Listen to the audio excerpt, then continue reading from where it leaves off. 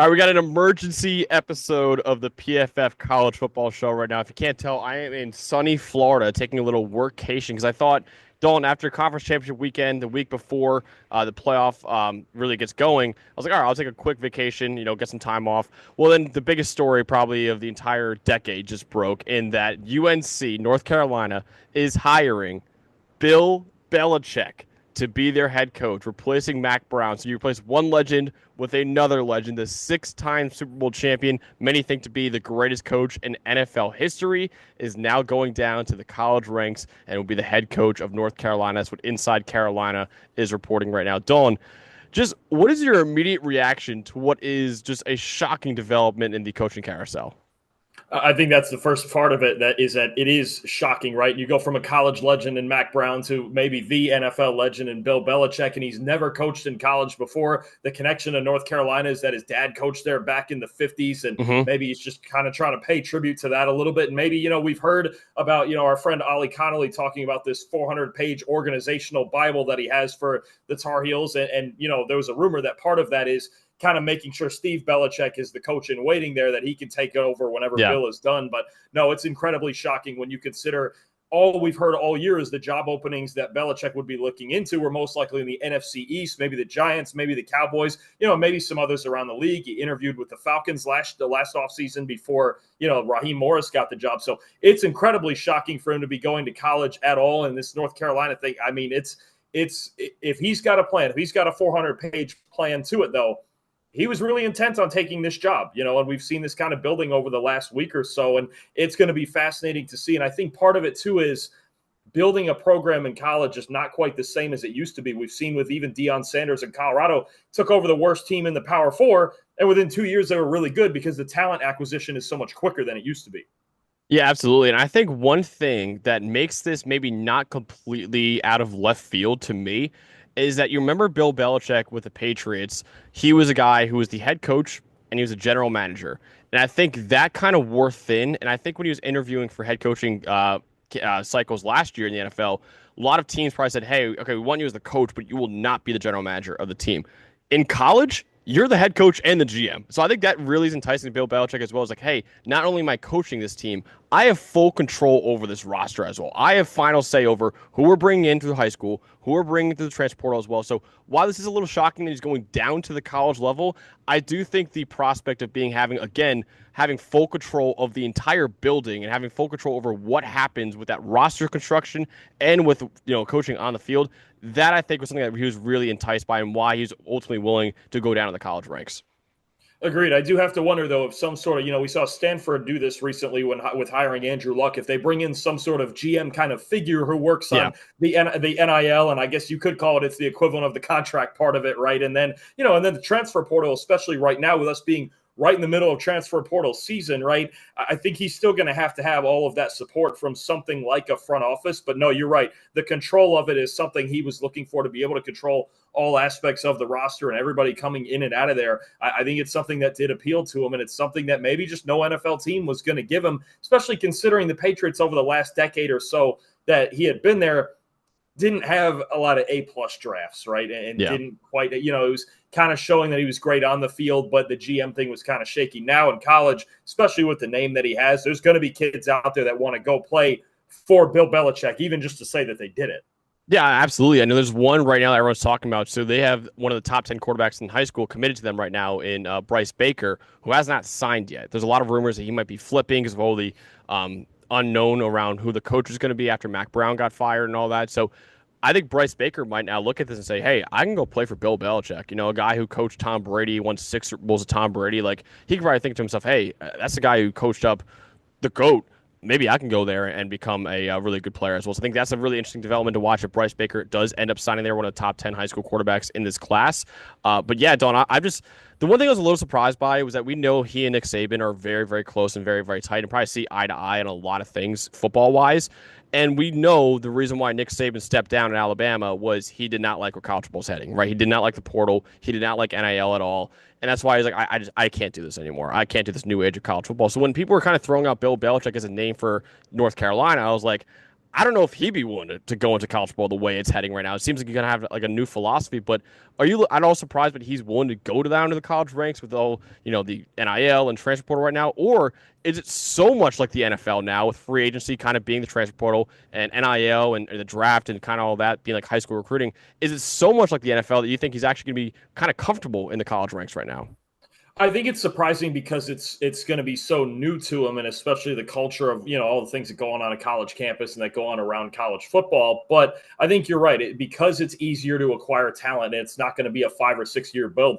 I wouldn't expect him to be here for more than 3 years at North Yeah. Carolina. I think there really is a plan for him to build the program, for it to get back to prominence within the ACC, and then to hand it over to Steve Belichick and see where it goes from there. I think I don't think it's a long-term plan. I think when it came to Saban, I think there was always some undetermined number of years, as long as Alabama was in national title contention, that he was going to be around until he didn't want to be anymore. I would almost guarantee you, Belichick, there's about I think it's 3 years is about the limit on this. He's going to build this up. He's going to try to build it up as quick as he can. And I think that becomes now one of the stories of this offseason, and literally right now, what Bill Belichick does in the portal. You mentioned the quarterback factor. Look how many really good quarterbacks are in the portal right now, Yeah. or potentially really good ones. I think about a guy like Miller Moss. Is that an option? Connor Wigman, Jackson Arnold, Caden Salter. I mean, there's so many options right now, I think, at quarterback and wide receiver, especially in the portal, that that's going to be the first thing he goes in there and says is, who's my quarterback? Who is it? And then you start from there. And obviously, Carolina's had a good recent history of quarterbacks, but that's where your offense always starts. And he's going to have to figure, because he's going to put together a good, well-taught defense. That's not going to be a question. But the two things that stand out to me, we'll get to the other one next, is the portal acquisitions right now, and then who he fills this coaching staff out with, because that's going to be a lot of fun. I do think that the whole Steve Belichick thing is a big part of it. I could see him saying, "Hey, I want Steve to be guaranteed to get a shot," because Steve's done a great job at Washington this year with that defense. But I think a big part of it was kind of leaving a legacy behind with his son. So I do think that's a big reason why he wanted this. Like, I'm not taking this job unless you guarantee me that when I'm done, Steve will take over as the head coach. I think that is a big part of it as well. But yeah, I don't know. A lot of it is a little surprising. Do you think that Bill is the last stop of Bill Belichick's career? Do you think, or do you think he'll still try to go back to the NFL after this? Because no, a big part of his career and why he want to keep coaching the NFL is he wants Don Shula's record, right? He wants the record for most wins in NFL history. Do you think that he'll be done after this North Carolina job, or do you think that he would be willing to go back into the NFL after he's done maybe a couple years in North Carolina? I think he would be willing, but I'm not sure that the league would be willing, especially if that's the main goal, is to get that record. And you're talking about, I think he still needs 2 or 3 more seasons to crack that record. And your problem is if they didn't take him this season, right, Yeah. coming right off the New England years, and let's say take the Falcons taking Raheem Morris over him, and nobody else kind of really stepping up to go get Belichick. If they didn't do it now, what would make me think that they do it 3 years from now? Let's say if this is really going to be a 3 year project when he's going to be 75 years old. Yeah. It's more about the other way around, and the league reciprocating that desire, that I'm not sure that that's going to come. Yeah. So you had some takes you said that you want to get off about the coaching staff. So we know Steve Belichick is going to be the defensive coordinator, I would imagine. Do you have any other takes about what the offensive coordinator situation would be like for Bill Belichick? Well, there's a lot of connections on guys. Obviously, Steve is the big story, and actually Bill's other son, Brian Belichick, who actually stayed with Gerard Mayo in New England. That could be an interesting one on the defensive side of the ball. But just a list of names that I thought about, and we saw Chip Kelly do this going to Ohio State, but I don't know if he would do it. But you think about Jed Fish also over there with Washington. He's got a Belichick connection. I think Joe Judge, who's an analyst from Ole Miss for sure, would be absolutely on the list of guys. I don't know about offensive coordinator, but I could guarantee he'll be on that staff. I think about Matt Patricia, who's nowhere right now. I think I saw on TV last week. Honestly, who knows about Josh McDaniels and reuniting that sort of thing. So I just think about all of the guys who have been with him before. Charlie Weiss Jr. also, he didn't obviously coach with Belichick, but his dad did. These are guys I think about, with the Belichick connections, because football is all about connections and relationships, right? Especially with coaching staffs. Those are all the names that come to mind to me that I think about. They have previous connections with Belichick and how they could fill this staff out. It could have a very, very much of a Patriots feel on this North Carolina coaching staff if he wants it to. I think it absolutely can. I don't know about Jed Fish. I don't think Jed Fish would leave the Washington job to be the North Carolina OC or anything like that. But yeah, I could see this being a case where he goes back to a lot of his former Patriots assistants and try to take them down to the college ranks with him. I could see that being the case, absolutely. All right, final question, Dalton. How good do you think North Carolina will be now with the greatest coach in NFL history coaching them? Do you think it'll be a quick turnaround? Do you think it'll become one of the top ACC contenders immediately, or do you think it'll take some time for Bill Belichick to really get this thing rolling?